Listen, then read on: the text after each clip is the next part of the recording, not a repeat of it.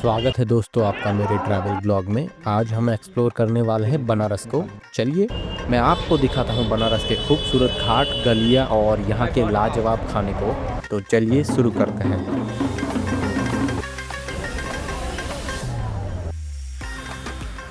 नमस्कार दोस्तों, जैसा कि आपको पता है पिछले वीडियो में हम प्रयागराज से सुबह सुबह निकल चुके थे और अब हम पहुँच गए हैं बनारस करीब 10 या 11 बजे के आसपास।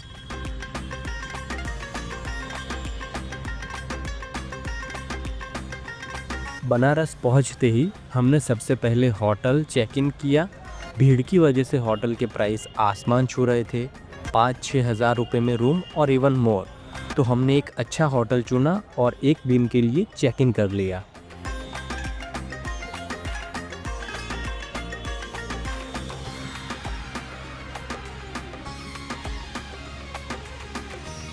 चेक इन के बाद बनारस के रास्ते में घूमते हुए हमने एक स्टॉल पर रुककर डोसा का नाश्ता किया और आगे की यात्रा के लिए तैयार हो गए।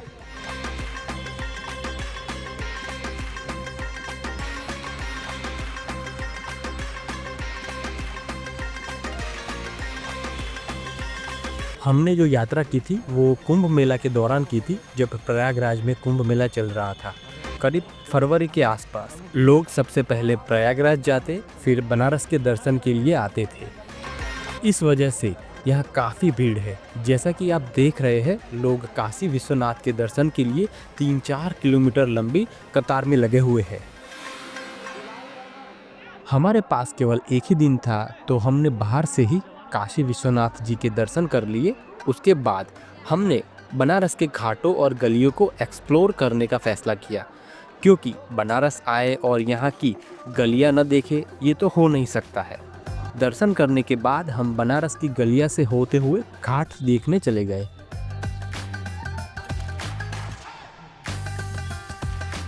जैसे हम घाट जाने के लिए आगे बढ़ रहे थे तो गलियों में घूमते हुए हमने देखा कि हर गली का एक अलग ही अंदाज है।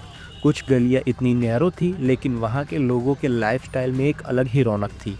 ऐसा लगा जैसे यहाँ के लोगों को जल्दी नहीं है, सब कुछ आराम से धीरे धीरे चल रहा है। गलियों में घूमना मुझे बहुत अच्छा लग रहा था। वहाँ की वाइब्स और खुशियों ने एक अलग ही एहसास दिलाया, जिसे शब्दों में बयां करना मुश्किल है।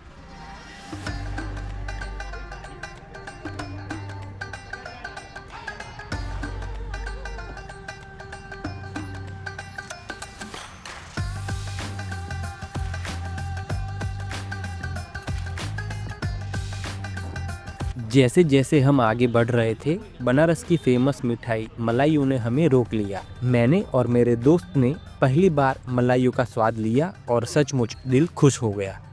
उसके स्वाद में एक अलग ही मिठास थी। इसे खाने का अनुभव बेहद खास था। और वो मिठाई 166 आइए सर 166 और ये ऐसे आता है कि इसकी पे करना पड़ता है। दूध उसी में पहले खाने का बाद में खाने के बाद दूध पीने का ऐसा। ओके कैसे है? 50 दीजिए एक करवा। Okay, thank you. वजन नहीं दो करवा देते चाहे। पहले आओ पसी पसी ऊपर दूध थोड़ा साइड चलो नहीं बस हो गया 10 दिस इज मलाई हो, पहली बार ट्राई कर रहा हूँ।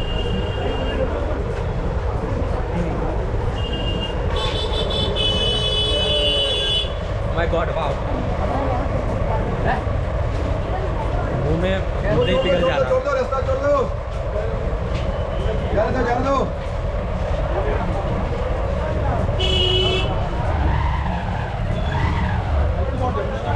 अच्छा है, काफ़ी अच्छा। खुला हो ये हाँ, दूध दे दीजिएगा।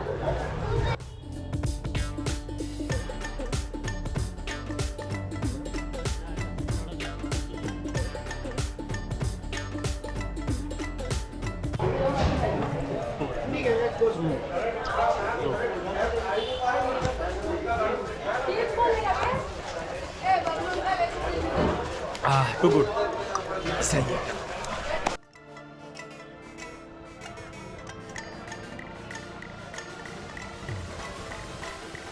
मलाइयों चखने के बाद जब हम घाट की तरफ बढ़े, रास्ते में कई दुकानें मिली। हर दुकान की खुशबू और माहौल ने रुकने पर मजबूर कर दिया। हर नई दुकान पहले से बेहतर है। गलियों में चलते हुए लोगों को हंसी खुशी परिवार के साथ खाते पीते देखना दिल को छू गया। इस सफर ने हर कदम पर खुशियों का एहसास दिलाया।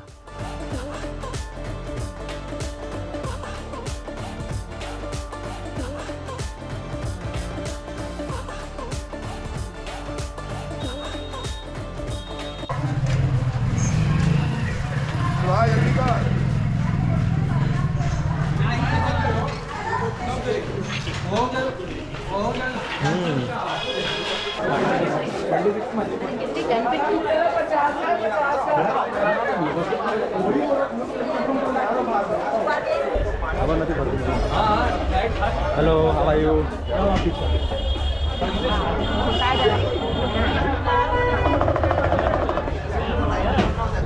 लेफ्ट लेवन।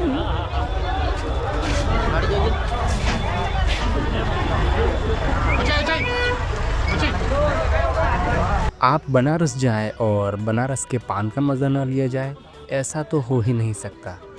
हमने भी बनारसी पान ट्राई किया और मैं कहूँगा कि आप जब भी बनारस जाए तो पान ज़रूर चखें, ये अनुभव मत चूकिएगा।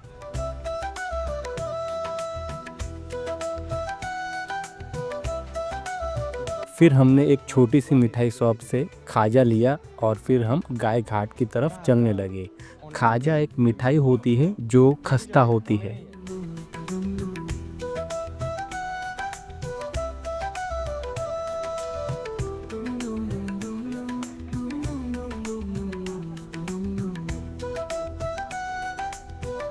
गाय घाट पे हमने थोड़ा सा आराम किया। दोपहर का समय था। लोग घाट पे बैठे पंडितों से पूजा करवा रहे थे, कुछ गंगा मैया में डुबकी लगा रहे थे।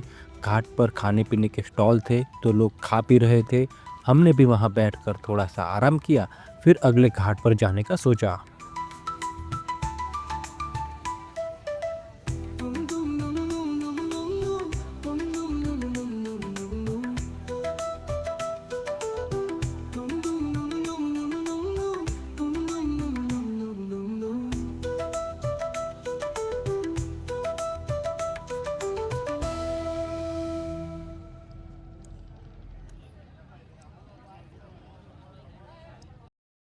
बनारस में नौका विहार एक अद्भुत अनुभव होता है। घाटों की सुंदरता और गंगा की शांति को बोट से देखना एक अलग ही एहसास होता है। हालांकि प्राइसिंग ज़्यादा होने की वजह से हमने इस बार मिस कर दिया था, लेकिन अगर आप जाते हैं तो बोटिंग ट्राई कीजिएगा ज़रूर।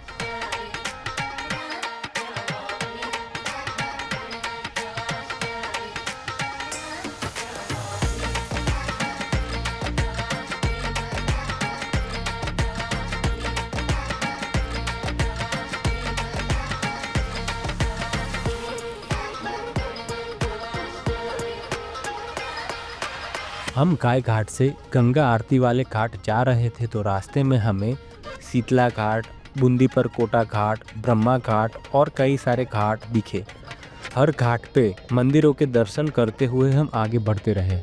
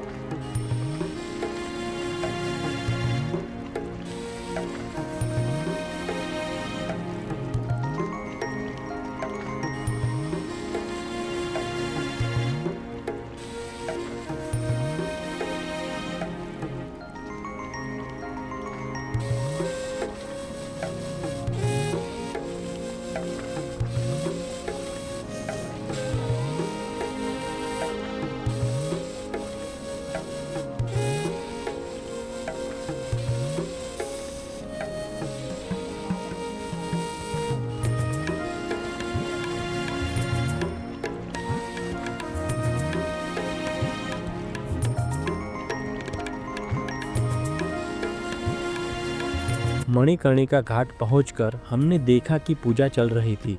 दोपहर में भीड़ कम थी, लेकिन गंगा आरती का समय करीब आते आते भीड़ बढ़ने लगी। माहौल के खुशनुमा हालत में लोग घाट पर इकट्ठा होने लगे।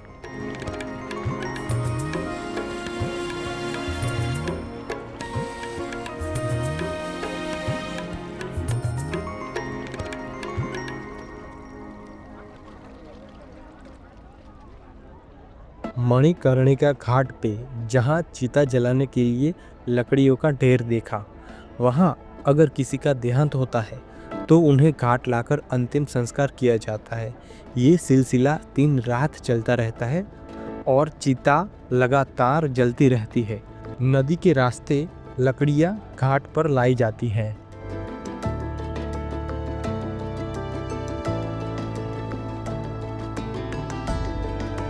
मणिकर्णिका घाट देखकर हम गंगा आरती के लिए आगे बढ़े। शाम हो गई थी और भीड़ बढ़ चुकी थी। लाइन में लगने की ज़रूरत पड़ी। वहाँ कुछ बोट ऑपरेटर ने गंगा आरती का नज़ारा सामने से दिखाने की पेशकश की, लेकिन हमने वह ऑप्शन नहीं लिया क्योंकि उसकी कीमत ज़्यादा थी। बनारस की गंगा आरती का अनुभव तो अनमोल है। यह आरती अक्सर दशाश्वमेध घाट पर होती है। मैं आपको यहाँ पे एक प्रो टिप बताना चाहूँगा। अगर आप बनारस के घाट 5 बजे तक घूम लेते हैं तो जल्दी से दशाश्वमेध घाट पर एक अच्छी जगह पकड़ ले, ताकि गंगा आरती का शानदार दृश्य नज़दीक से देख सके।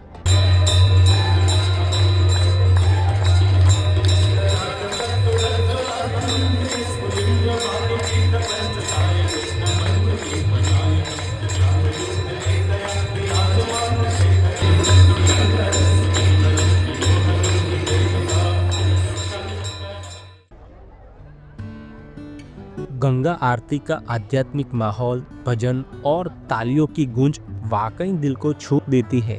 वहाँ की ऊर्जा और आस्था का अनुभव अद्वितीय होता है।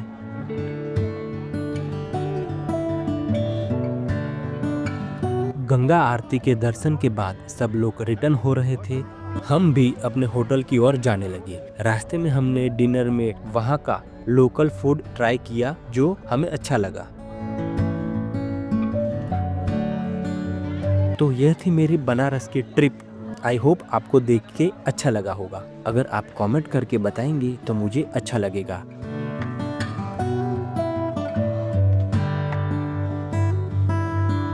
फिलहाल के लिए वीडियो में इतना ही। मैं आपका दोस्त हार्दिक मिलता हूँ आपसे एक नए वीडियो में। तब तक के लिए signing off for now. Thank you very much.